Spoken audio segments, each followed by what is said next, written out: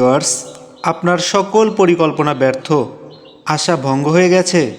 অতীতের দুঃখজনক ঘটনাকে কেন্দ্র করে বসে বসে চিন্তা ভাবনা করে দীর্ঘ সংকল্পকে ধ্বংস করে দিচ্ছেন আর ভাবছেন আমি পারবো না, আমাকে দিয়ে হবে না। তাহলে আজকের ভিডিওটি আপনার জন্য।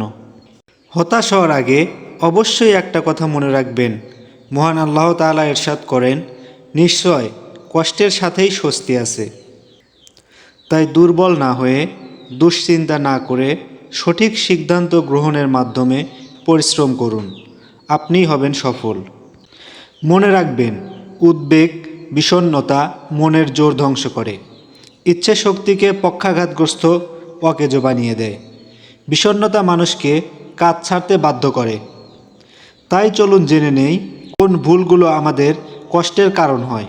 প্রিয় ভিউয়ার্স, আমরা যে উদ্যোগই গ্রহণ করি না কেন, তাতে সফল না হওয়ার পিছনে খুবই কমন কিছু বিষয় কাজ করে। যেমন, আমরা যেহেতু হাঁস পালন বিষয়ে কথা বলবো, তাই ভিডিওটি না টেনে মনোযোগ সহকারে দেখতে থাকুন। কোন ভুলগুলো করার কারণে একজন খামারি উদ্যোগ নেওয়ার পরে তিলকে তাল বানিয়ে ফেলে। মনে রাখবেন, যে কোনো উদ্যোগ শিল্পকলা বা বিজ্ঞানের মতো। শিল্পকলা ও বিজ্ঞানকে শিখতে হয়, চর্চা করতে হয়, এরপর সর্বশক্তি নিয়োগ করে উদ্যোগের বীজ বপন করতে হয়। কিন্তু আমাদের চিত্র তার পুরোটাই উল্টো। আমরা সকলেই জানি, আমাদের দেশে একসময় অশিক্ষিত দরিদ্র লোকেরাই কেবল খামার ব্যবসার সাথে জড়িত ছিল।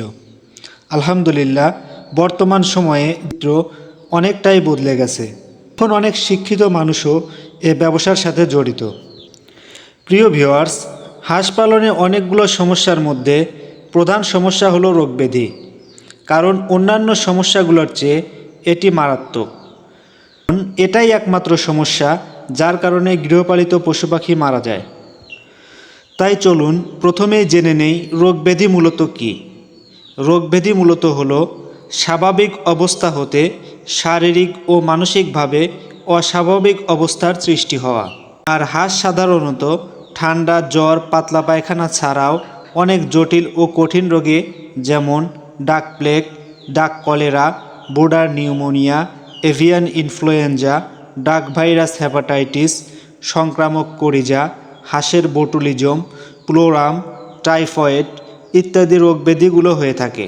তবে সবচাইতে মজার যে বিষয়টি, সেটি হলো হাঁসের যত ধরনের রোগব্যাধি থাক না কেন, তা সৃষ্টির জন্য কমন কিছু বিষয়, যেমন ভাইরাস, ব্যাকটেরিয়া ও ছত্রাকের মতো মারাত্মক কিছু বিষয় দায়ী। তবে আমরা অনেকেই হয়তোবা জানি না এই ভাইরাস, ব্যাকটেরিয়া বা ছত্রাক কী। প্রিয় ভিউয়ার্স, পরবর্তী ভিডিওতে আমরা জানব ভাইরাস কী এবং ভাইরাসের কারণে কোন রোগব্যাধিগুলো হয়ে থাকে, তার লক্ষণ কী ও তার সমাধান কী। সে পর্যন্ত সবাই ভালো থাকবেন, সুস্থ থাকবেন। আসসালামু আলাইকুম ওয়া রাহমাতুল্লাহি ওয়া বারাকাতুহু।